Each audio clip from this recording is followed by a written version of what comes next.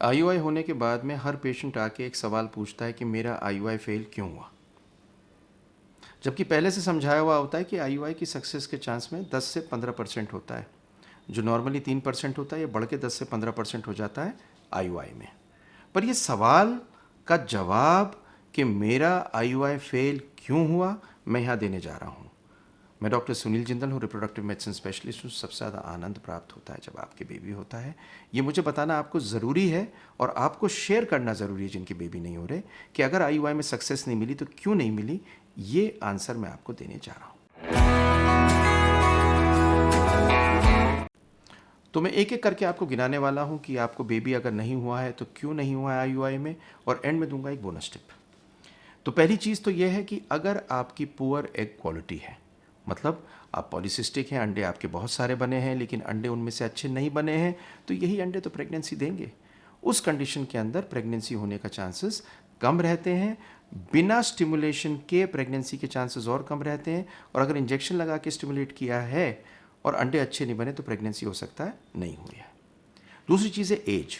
उम्र के साथ में आपके अंडे की प्रक्रिया, अंडे की क्वालिटी, अंडा बनने का तरीका सब कम हो जाता है। जहाँ कि 30 साल से कम में 15 से 20% चांस हो सकता है आपको आईयूआई में प्रेगनेंसी होने का, किंतु 40 साल के बाद में ये 4 से 5% से भी कम हो जाता है। मतलब जैसे जैसे एज बढ़ती है आईयूआई की दर कम हो जाती है। तो अगर आपकी एज ज़्यादा है तो चांसेस सक्सेस के कम हैं। तीसरी चीज़ है पुअर क्वालिटी ऑफ स्पर्म। अगर आपका स्पर्म काउंट बहुत कम है तो प्रेगनेंसी नहीं होगी, और अगर आपके शुक्राणु का डीएनए फ्रेगमेंटेशन हाई है तो आईयूआई के चांस कम होते हैं। 3 टाइमिंग। अगर स्पर्म 12 से 24 घंटे ओवुलेशन के बाद में, मतलब ओवुलेशन जब हुआ है उस टाइम पर अगर इंसेमिनेशन टाइमिंग ठीक नहीं हुआ है तब भी प्रेगनेंसी होने के चांसेस कम होते हैं।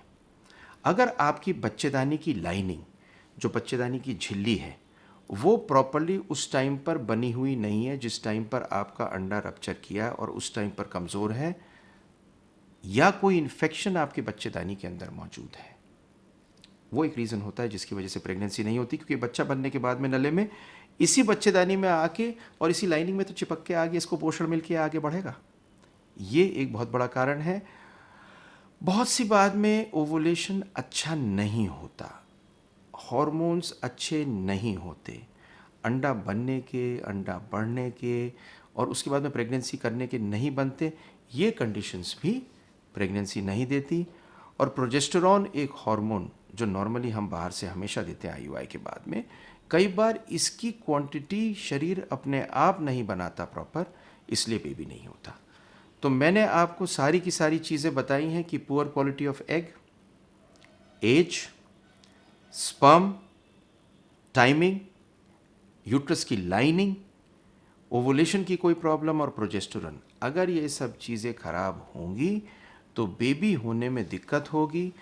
प्लीज़ एक बात को समझ लीजिए, अगर आपकी एज 35 से ज़्यादा है तो 3 बार से ज़्यादा मत कराइए। इनफैक्ट 30 ईयर्स भी कई जगह आया है।